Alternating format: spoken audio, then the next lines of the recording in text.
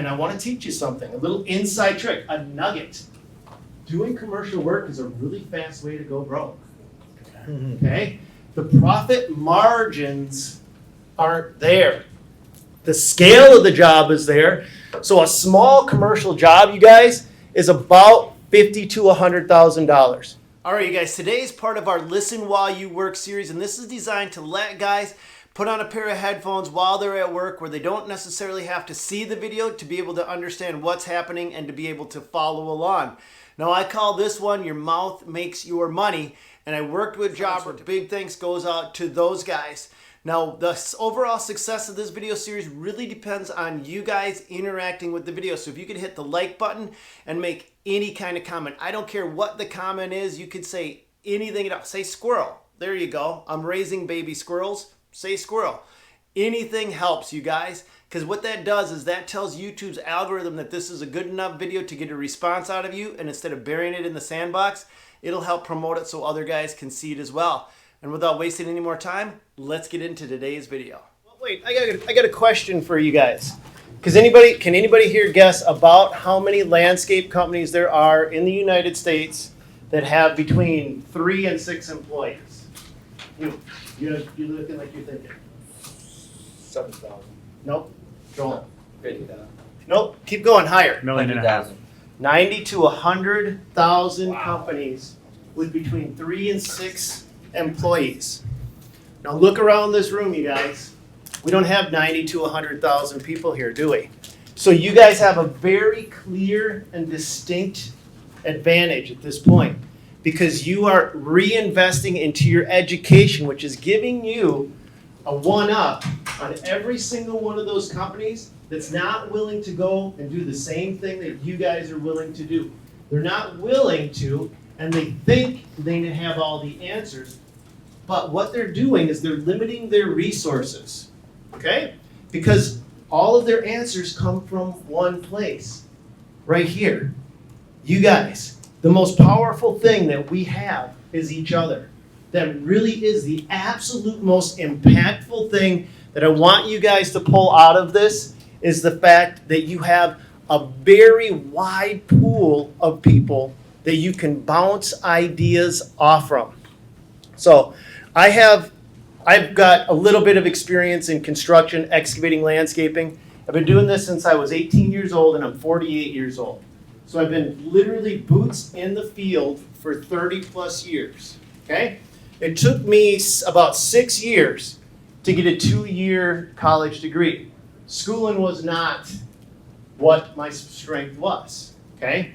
Now let's fast forward. I'm in Augsburg, or I'm in St. Thomas College, private school. I'm paying my way through college, and I go to my professor and I say, look, I'm actually running a business while I'm paying for school and going to school, and occasionally I have to take a phone call. I have to step out of the classroom. So I kind of let them know ahead of time so that they're not like, hey, why is this kid walking out of my class all the time? So they were all very cool with that, very helpful, right? So my phone goes off and I'm like, excuse me, professor, I gotta go out. And as I'm walking out, the professor says, well, now there goes a real businessman. And it stopped me dead in my tracks because I never considered myself to be a real businessman. I just considered myself to be somebody that was hardworking, driven, and willing to go a little bit further than the other person. So I ended up dropping out of college because, wow, what a great thought. I'm so awesome. I can just do this without college, right? Smart move? No. But I did it. Doesn't make a difference. Now let's just talk about what happened right after I did that. I started to do landscaping jobs. I started to do retaining walls. I started to do grading work. I started to demolish buildings. Pretty soon I'm not just demolishing a shed, I'm demolishing an entire mall. Pretty soon I'm not digging like a trench for a French drain, I'm digging a Menards superstore. All of a sudden, I'm like, holy crap, I'm getting bigger and bigger and I'm doing more and more. Now let me ask you something, did college teach me how to do any of that? No? No? Where do you guys think I learned how to do? Experience. Okay, but how did I? Trial and error. Trial and error, that's one way. What else? Other people. I ask questions. I ask questions. So when I was learning how to drive a dump truck, I taught myself how to drive a dump truck. I would literally jump up on the sill of other drivers' trucks, stick my head in their window and go, what does that button do on your dash? And they would tell me what that button did. I bought a dump truck, and the only way I could drive it is if I had the mechanic show me how to drive it, because I couldn't take it off from the lot. Okay? These are all real true stories. So asking questions has been the most powerful and impactful thing that I've ever done. If you guys are hearing my message, what I want you guys to do is if there's any questions that pop up, I don't want you to wait. Okay? If we're talking today and a question comes into your mind, ask it. Otherwise, you're not going to learn, right? We can only, as people, take in about 20 minutes of information before it's like, I call it a bowl of cherries, you guys. So you have a bowl of cherries and it's plumb full. And we got another really good piece of information and we set it on that bowl of cherries. And what happens to it? Rolls off. You don't get anything. So Phil's talked. Kathleen's talked. The Jobber crew has talked. I'm talking. I'm worried that you're not getting all of this. Okay? And really, if you have a question, I'm going to stop and I'm going to answer it so that we can move on, because the questions that you guys have are going to be something that somebody else might have as well. And if you don't ask it, am I losing anything? Am I, Kat? Hell no. You are. So ask a question. Don't stop. Okay, so we talked earlier about nuggets. Who here likes to get wisdom nuggets? Everybody loves wisdom nuggets. Okay. Who here, Eric, has a wisdom nugget? Do you have a wisdom nugget? Let me think here. Well, I'm asking everybody, so you better all start thinking. Yeah, I mean, I think in order to be successful, you just, at first, you gotta put in hard work. And, I mean, here lately, I've been working 70 hours a week, and sometimes that's what it takes, because it's hard to keep good guys, and you need to surround yourself with good people, and good people are hard to find. Good people are hard to find. That's one of the things we're going to talk about today. I'm going to give you only 5 nuggets. I'm not going to overwhelm you with nuggets. I'm not going to dive deep, because a nugget to me and a nugget to you and a deep dive could be 2 completely different things. But what I want you to do is I want your brain to start turning. I want your wheels to start spinning. I want you all to get out of your comfort zone and to start to do things. And when you work outside of your comfort zone, you expand. When you unexpectedly stop by somebody's house, like Barrett did at my house, right? Yeah, I've always really looked up to you, and I really want to meet you. I think I emailed you a time or 2, and nothing ever worked. So one day we were down towards the cities, and I said, hey, I wonder if find Stan's address anywhere. So I went on the website, and there it was. Like, oh, let's just go stop by and see if he's there. And sure enough, he was. And I did whatever it took to meet a guy I really looked up to. Because there's a few people I really look up to. What happened? Invited us right in, showed us around, gave us a soda. It was great. Because that's how you learn. You guys, that's how you learn. You get outside of your comfort zone and you ask. Now you have a pool of people in your local area, okay? How many of you guys regularly meet with your competition? Very few of you so far. But for the guys that had their hands in the air, how's that working out for you? You meet with your competition, how's that work out for you? Yeah, it works out great. You can share information with each other, and you learn a heck of a lot more by just having conversations about the challenges you face and how you've overcome them. And you both have strengths, and you can bring your strengths together, and you're stronger. Amen. Amen, guys. I learned how to drive a bulldozer because my competition dropped one off on my site. Felt sorry for this 18-year-old kid trying to work his way through college, and I'm digging a basement that's 25 feet deep, 100 foot across, and 80 feet one other way, with a tractor loader backhoe of all things. Been out there for weeks in the heat, and he's driving by. It's like, here, just take my dozer.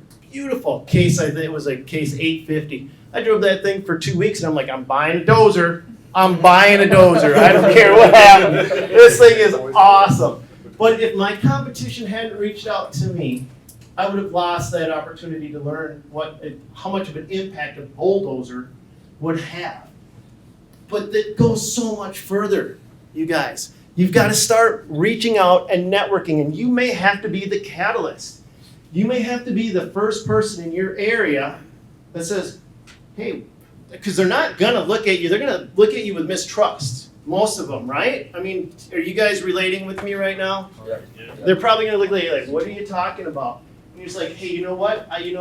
We got similar sized businesses. I would just love to just shoot ideas past you. I don't care how you approach it. I don't care what you do. But when you take that first step, you may get shot out of the saddle. But who cares? They're the loser, right? They're the ones that aren't taking up what you're putting down. So then you do it again, and you do it again, and you do it again until you start to find a pool of people that's willing to work with you, that's willing to take it to the next step.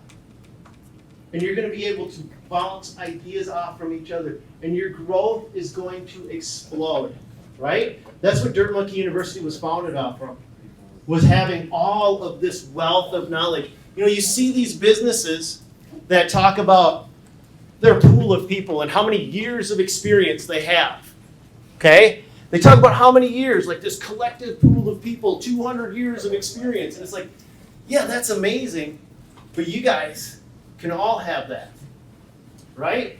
And it can be for free.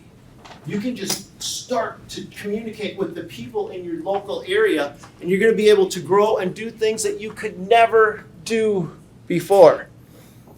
Now, I want to get a little bit specific, okay? Now, I don't want to dive too deep on this one, but I want to talk about something inside of our industry. A lot of you guys are in landscaping, okay? Dirt working, blue collar is what I want to call this, right?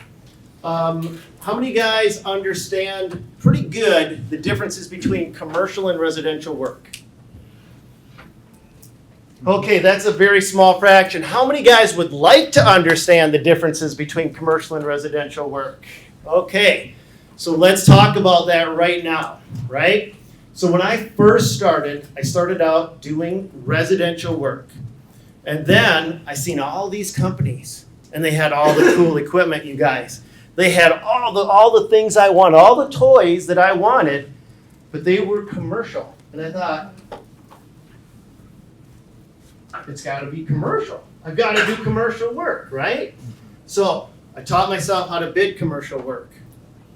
I sat down for one afternoon. I had one afternoon with a guy that was willing to teach me how to bid a commercial retaining wall.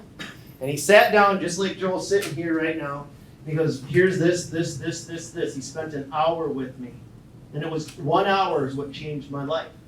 Because I sucked every moment of that hour in, and I learned how to bid commercial retaining walls. And so then I went out and became his competition. And then I went out and I started to dominate the Midwest area bidding and installing commercial retaining walls. And I grew from a small company of 1-2 crews to 5 crews. And I was king of the ring.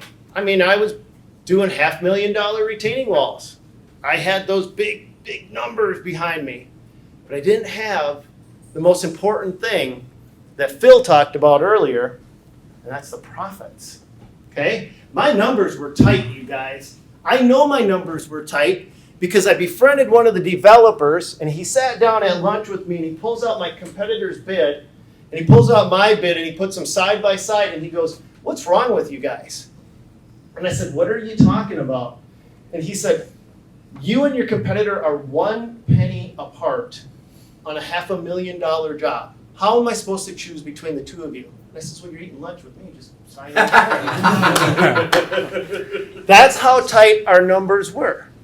We had these things down. There was 5 of us that had these numbers dialed so tight that we knew where everybody else was. I could look at a number and go, "You're losing money.